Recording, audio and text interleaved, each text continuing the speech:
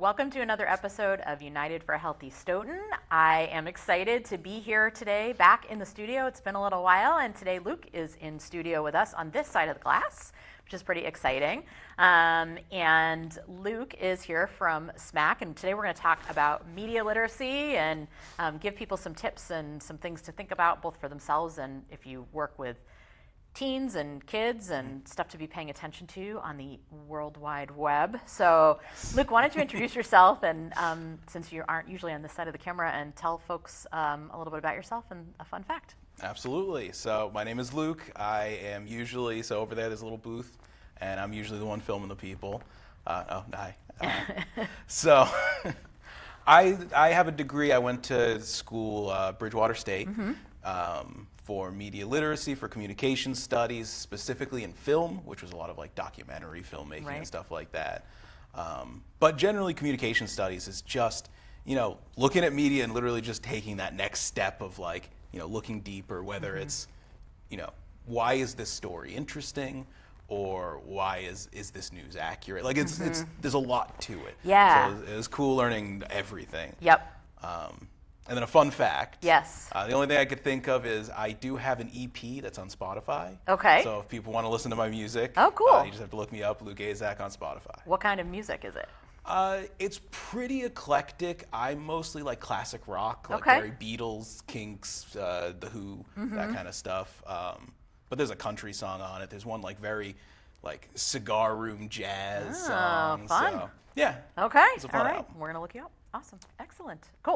All right. So we thought as we were prepping for this show, we were talking about all these possible directions we could go in, but we thought we might start out with sort of why is it important for people to even be thinking about media literacy, especially like adolescents. Well, maybe all of us really, because even if you're an adult, this whole internet thing is still like, I didn't grow up with that, Yeah. I actually think I lucked out because I'm a millennial, and so I was at the early internet. Yep. And we didn't know what we were doing. Right. It was the Wild West. Yep. But it was also like not very user friendly at the time. I remember that. Yep. Yeah. So we saw the deep side. We all learned HTML on MySpace. We got a little bit more of an experience, but we also made a lot of those early mistakes. The internet's a different place now. Yeah. It can be very scary. So kids have to learn that stuff before, protect them from some of those mistakes. Right.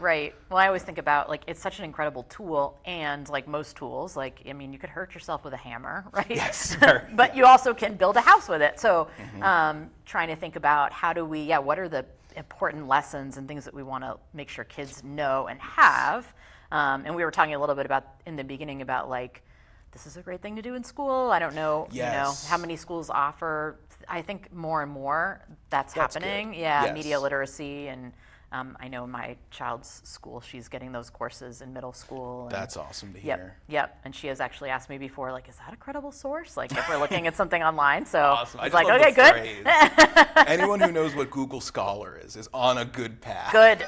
Yeah. So let's start with credible sources. Like, what are some of the red flags that something is not a credible source, or how do you know that like you're looking at something?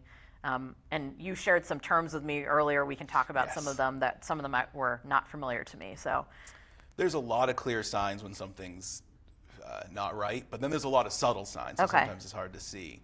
When you're looking at something, especially like news, first off, is there a source? Yep. Do they link to anything? Who are they saying is actually doing this, and what's the proof of it? A video of the CEO saying something is very different than an article where you claim it was once said. Looking at how much you can verify of the actual source. But then again, you just look for little signs throughout the paper. There's little deceptions that you can see. My favorite, and this is something I always looked at, is if you see a graph. Okay. The first thing you should look at is the distribution. Does it go from 0 to 100? Oh, yeah. Or does it go 60 to 100 so they can make those bars look a lot bigger? Yep. As a person who does a lot of graphs, that is important, because sometimes we do that to sort of show intentionally. Yes, sometimes like that you is want to what you show need the to do. change, and so you want to sort of zero in. But typically, I don't know. For me, like typically, I'm presenting the graph, so I will say things like, "Hey, pay attention this graph doesn't start at 0. Yes. Or Yeah. like when I share a lot of data, we talk a lot about like the things that most kids are doing right, and we're used to seeing data presented in the opposite, like 90. It's like if 90% of kids are not vaping, I want to make sure people see that as not vaping, not 90% of kids are vaping, Nope, no. So really making sure you read the small print of what the graph means. Yeah, and understanding like what they are asking, because like 90% of kids don't vape is a different question than like 90% of kids don't vape nicotine. Right. Like you have to be very careful that's also true too. what the actual questions are Right. and what they're answering. Yeah. And are they actually answering the question that was asked? Yeah. If you've ever watched a politician, you know, Right. their big thing is don't answer the question they asked, answer the question you wish they asked. Right. So you have to remember to think like, okay, maybe they're not actually addressing that issue. Why? Right. Yep. So I think that's good to think about for sure for all of us. I always say to students too, like when we're sharing data in the schools, don't take my word for it. Like just because I came and said, Stephanie said, most kids don't vape. Ask me, like, where did this data come from? How many people were surveyed? How do you know the data is reliable? And, how do I know everybody didn't lie on the survey? Like all of those are really important, good questions. Like you should ask those things, and we should be able to answer them. Like, You want to live in the space between skepticism and solipsism. So solipsism is you can't prove anything, right? Which is so easy to fall into. Yeah. But skepticism is important. You do need to look at the source and just make sure, is this actually the best information I should be going off of? Yep. Or if somebody else is saying stuff, are they going on through similar sources? Are they different sources? One other thing, what's the term? Hopefully this is going to be cut because I can't remember the name. Trim this quick. Because I have Dunning-Kruger effect stuck in my head. That's the wrong term. I love to talk about the Dunning-Kruger effect, though.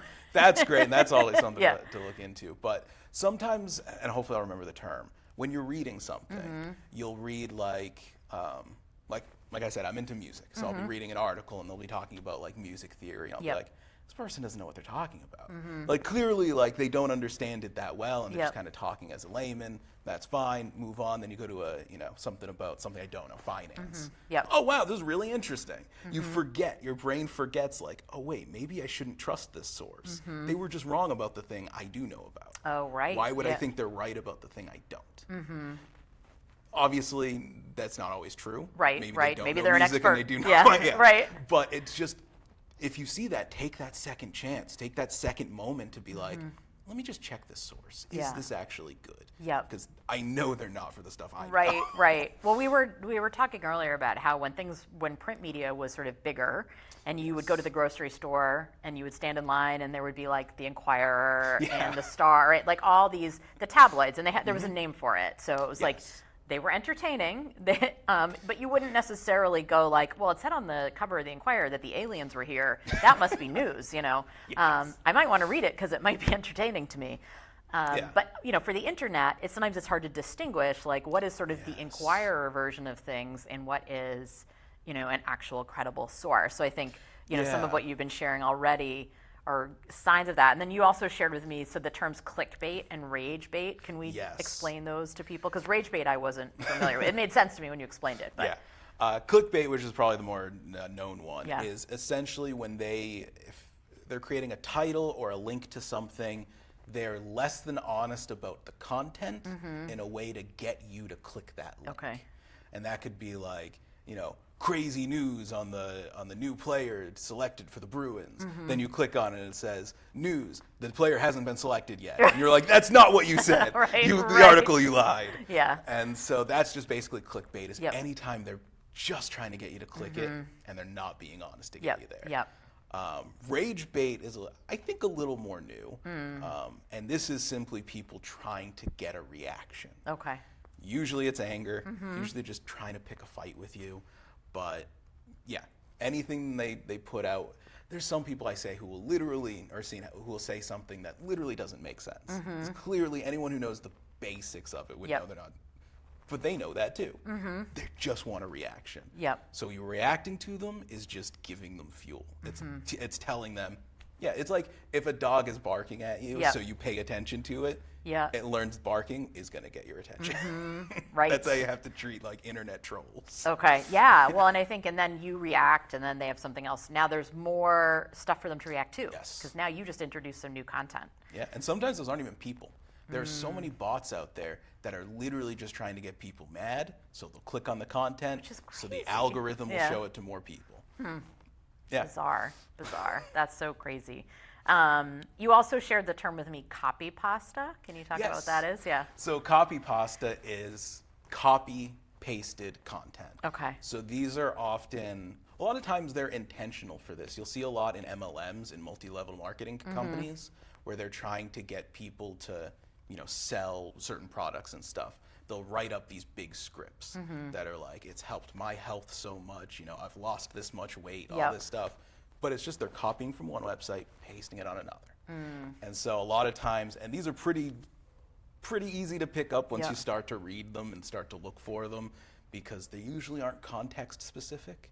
They usually seem to be just out of nowhere. Oh, all right. They're usually longer, they're not these little strips, and there's usually a call to action. Okay. You should buy this product, you should watch this video. Okay. So it's usually selling something in Yes. some way, shape, or form. Yes. Okay. The more fun version is creepypasta, which are little scary stories Okay. that people will share, but they're meant to seem real. You're meant to read it as like, oh, I once went to the store and this creepy thing happened.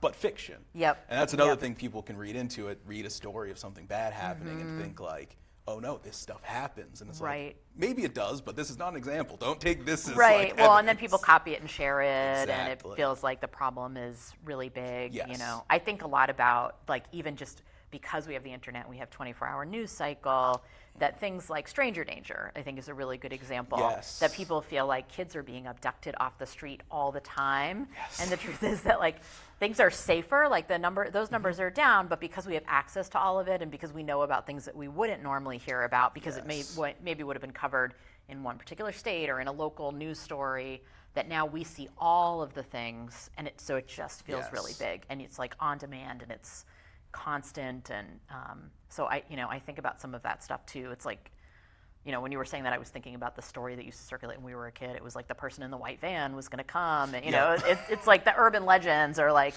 in your dorm room, don't turn on the lights after midnight because the creepy person was going to leave like a note in blood on the mirror, or so, I don't know, like some weird ghost story things, and Yeah.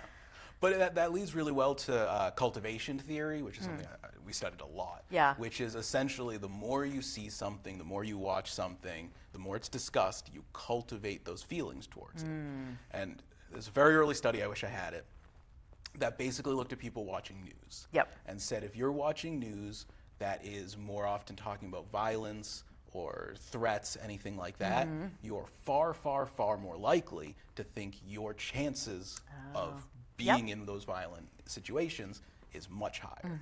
And you'd ask people like, what's the chance of you walking down the street, bumping into something, and they'll say something as high as 5%, which doesn't seem crazy high, but the real answer is like 0.00001%. Yeah, right. So it's just the more you see it, you get, this is true advertising in general. The more you see a McDonald's ad, the more you're like, you walk by, you're driving by, you see the golden arches, you're like, I know what it's going to be. I might as well just go there. Right. It's because it's just becomes a part of your daily. It's just exposure. Yeah.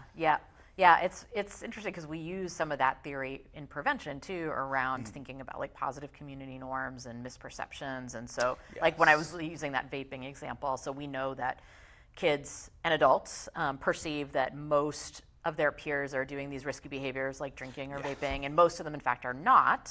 But those are the stories we share, and that is the culture we cultivate, and that's what our media looks like. And so, and it makes, and then when we look at the research, if you hold those beliefs and those perceptions that most people are doing something, you're more inclined to do it. So and absolutely, of course that is a thing in marketing too. And, I was looking at some stuff around, like product placement, or not even products, but like, let's say vaping behaviors, health behaviors, that happen on things that kids watch and that they're streaming. And so like, there's so much research about like kids who see characters using tobacco products, for example, even animated characters, it increases their chances of doing those behaviors themselves. Just exposure over and over and over again, it normalizes it. Yeah, the camel.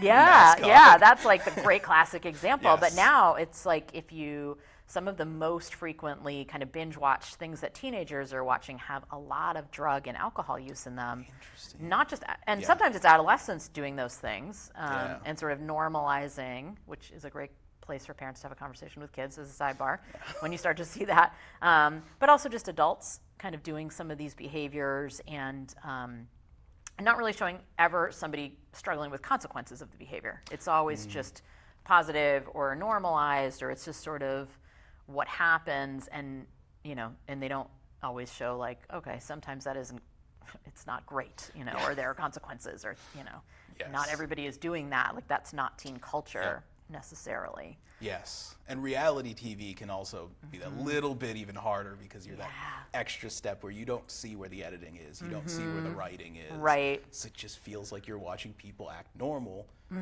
when they're not. That's not how people act. Right, right. Well, or they picked the people specifically who would act like that in the situation. Who would make entertaining TV.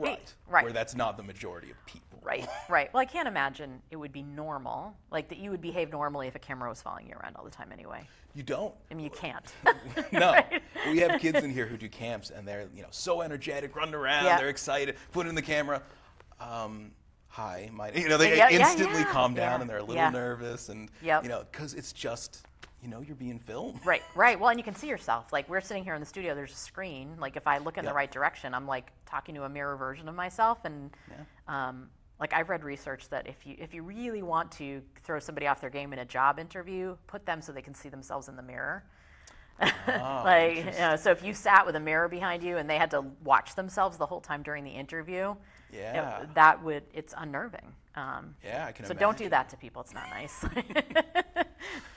I also remember a study where the neighborhood watch have those signs with big eyes on them. Oh yeah. That's all it took for crime to go down. Oh, interesting. It feels like you're being watched.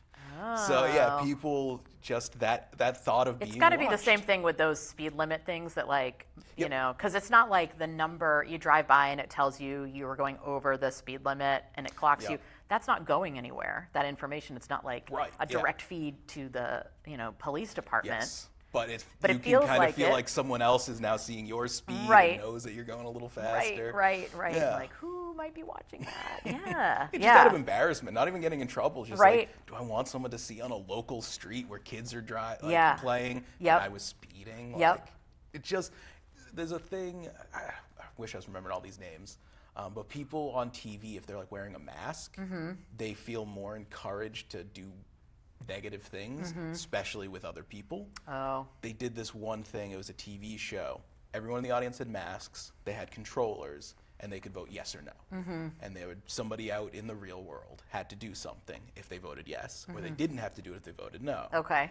And so people were more encouraged, felt better clicking yes because they were masked, and other people were clicking yes. Oh, yeah. So it's, some of this social influence stuff. Yes. Yeah. So actually, this might be a good segue to talk about influencers, too, which is a different marketing strategy than sort of, traditional, print or commercial marketing. So let's talk a little bit about that and sort of how that shows up, because I feel like that's woven in between all the kinds of things we've been talking about already. Like, what can you share with us about influencers? And maybe we should define that for some folks at home if they aren't sure what that means.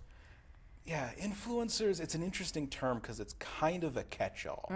We've had these new medias come around the internet where it's people just kind of making videos, giving opinions, giving not always expertise. Sometimes it's just talking about their daily life, which is where the issues can really come in. Because you start to know these people not as entertainers; they just seem like some guy in their room playing games, and you get to know them. But at the end of the day, they're going to try to sell you something. Right, so right. Really if they're trying to make money, So an influencer really comes down to anyone whose job is to kind of use their influence on the internet to sometimes they're talking about news. I watch a lot of influencers about video games and stuff because I want to see what games are good. It's not a bad thing. Influencer is just kind of this new career that's come out. It's just that there's so little line between the production and what you see that you feel so natural that these people are just people in their rooms, kind of giving their honest, raw opinions. But I think, is that a good enough definition? Yeah, for no, I'm thinking a lot about, like, so one of the areas with adolescents, so, like, you know, in my work, I think a lot about, like, vaping, which we know is very much propelled by influencers and people going on TikTok and other social media platforms and doing tricks and highlighting different things and making it seem like everybody was doing it. But I also think a lot about the beauty industry, which has really been targeting young girls and boys too now, more and more. Absolutely. And so sort of this idea of, you know, watching somebody like put their makeup on, or, you know, you need this product, or look at what it did for me. And it's just sort of, I mean, I feel like it's the evolution of, I know when my daughter was little, she used to watch people unbox things, which I did not understand. I was like, you're watching a total stranger open like a gift to themselves, or like one of those mystery things where it's like you never know which Pokemon is going to be in the box. Right now. And they're still huge, right? And so I don't understand either, but I feel like that maybe was the precursor to the now I'm watching, you know, you got to have this product and do this, and it's sort of the video equivalent of, I guess, what would have been in like Cosmopolitan magazine or some Teen Beat or whatever, you know, I used to read when I was a kid. So, like how, I guess, like, you know, it's just sort of interesting. It's like, why and how do these things become so viral, you know, that it changes trends and suddenly Target is rearranging its whole cosmetic section, you know? Yeah, for the unboxing thing, I remember that really blowing up around tech. Because it would be, you couldn't afford the new iPhone because it's now $1,000-something. So you would watch someone open it. So you watch someone open it, and it's like you get to open the new phone with them. Same with like video games. A lot of people watch people play instead of playing the game themselves. A lot of people say it's because they like having someone to do it with. You know, they could play a game, but now they get to kind of play it with someone else and get, you know, someone who's actually like professionally funny. For the beauty industry, it's hard because I don't use. I mean, you can probably see. I don't use a lot of like products or anything, but I am really interested in the side of MLMs, which I mentioned, multi-level marketing. Which is a lot of the beauty industry, or not a lot of the beauty industry. A lot of the MLM industry is beauty products. Or diet products. And it often has to do with short-term fads that they can sell you quick. But their bottom line, and this is specifically to them, is to make money off of getting other people to buy in to be a salesperson, which is why they're specifically dangerous. So it would be like, this would be a dated version, like Tupperware, or like the Avon, or Mary Kay, or some of those kinds of products, right? So if they are asking you to buy the products first and then sell them, that is a red flag. Okay, that's multi-level marketing, Do not work for that company. Right. If they are buying the product and then you sell it, that's fine. But yeah, a lot of the beauty industry is coming off of these trends. It started, or not started, but an early adoption is in fast fashion. We were able to make clothes really, really cheap. And so suddenly for the summer, you're buying your outfits for that one summer. They're cheap. They only last, you throw them away, you buy more. Disposable. And it became this quick, and they just saw the money in it. Things are more expensive if you have to buy more. And so the beauty industry is looking at this. If you can, you know, have a pack that lasts you 6 months, what good is that to them? They don't only get a sale every 6 months. Right. You're not coming back and buying, like, so the product sizes that are really small and they're expensive. And just the idea, and a lot of them, they do artificial scarcity. They'll only release a certain amount so they can make them super expensive because everyone who wants them is now willing to pay for that exclusivity. So that, I think it's really interesting. I think we were talking a little bit too about sometimes it's like this idea of also creating a problem. So not just scarcity, but like, you know, hey, teens, you should be really worried about, you know, something with your skin, or, you know, and like, teens notoriously, sorry teenagers, don't read labels, you know. And so to think about like, what are you putting on your face, or like, is that a product that actually is meant for aging skin? Like, so maybe that is a product that would be useful to a woman of my age, but for a teenager, like, that's not helping you. And in fact, it might actually be prematurely aging your skin. Like, you might be creating a problem that now another product is going to come in and solve, and suddenly you have 2 products that you didn't need instead of 0 products. that you didn't need at all. But I feel like, living in a house with an adolescent, like she knows more brand names and, this one and just the scents and the smells and the different, you could buy this one product in 17 different colors and scents, which probably also plays into the scarcity thing, right? Like, well, here's the new flavor of the month, and it's only going to be here for pink this Stanley month. cup from Dunkin' Donuts. Or I think about like Polar releases their seltzer flavors, like the spring flavors, and they're only here for a little while. Yes. Which a part of that is fun. I and like I when think that's companies fair. do a lot of that stuff. I think it's just on us to like take that extra second to be like, the McRib is finally back. Mm-hmm. They say this every year. Right. Maybe they're trying to get me excited. When it's literally just a rib. My husband's a fan of that Shamrock Shake, like when it comes out every year. It's great. It's like if that makes you happy, and when the Shamrock Shake comes out, like it's like a holiday. Yes. Okay. But the secret is they have the Shamrock stuff all year round. Right. They're just not letting you drink. Right. That's true. Yeah, they're creating a skin. It's like pumpkin spice. Exactly. Yeah, that pumpkin spice container is on the shelf all year round. You could drink pumpkin spice coffee all year. Yeah, if you wanted to. Nobody is stopping you. Yeah, we just all like, it feels more Christmassy, it feels more wintry if we're waiting for that season to do that stuff. Right. And so I feel like a lot of those products are tied to that. Okay, so we already are at the end, which seems crazy. What did we not, we could talk about each of these things forever. Is there anything else that you feel like we should just mention just in terms of public education or things people should be paying attention to? So the only thing I would say, and this is more a call to action to, really everyone at this point, is media literacy is something that needs to be taught really early. Mm-hmm. Like you're saying, a lot of schools are picking up on this and they're starting to, implement it, but it really needs to be widespread because people are on the internet really early, very young. Some argue maybe too young, but I think it's, you can argue that they shouldn't be there, but if you educate them on how to be safe and what actually is the right way, I've heard kids like this generation saying, "Oh, I don't put my picture on the internet. That's terrible. Like that's dangerous." And I'm like, yes, I'm glad. They should be learning these skills early because it's going to save them so much trouble later in their lives. Yeah. The things that some of us had to kind of learn as we were growing with the internet and the technology. Yeah, I think that's important, and I think it's really important for families also to think about if your child has access to these devices, and most kids do. Because they're using Chromebooks for school, or they have an iPad, or their parent is providing them with a phone for whatever reasons. And again, these things are tools, but part of that comes with that is like you wouldn't give your kid the keys to the car and be like, figure it out. Yes. I feel like sometimes we forget because the phone is, just this little cute device or your iPad, and you think they're just watching cartoons, but they have access to all these other things. And so we want to make sure when you give them the keys to that, you're also really having conversations with them about what they might encounter and how to be safe and developmentally appropriate, but that we're talking to kids about all these things because it is part of their world. They're growing up with this, and it's a tool.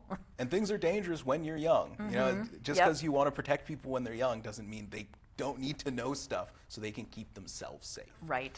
Yeah, you don't do things when they're not age appropriate.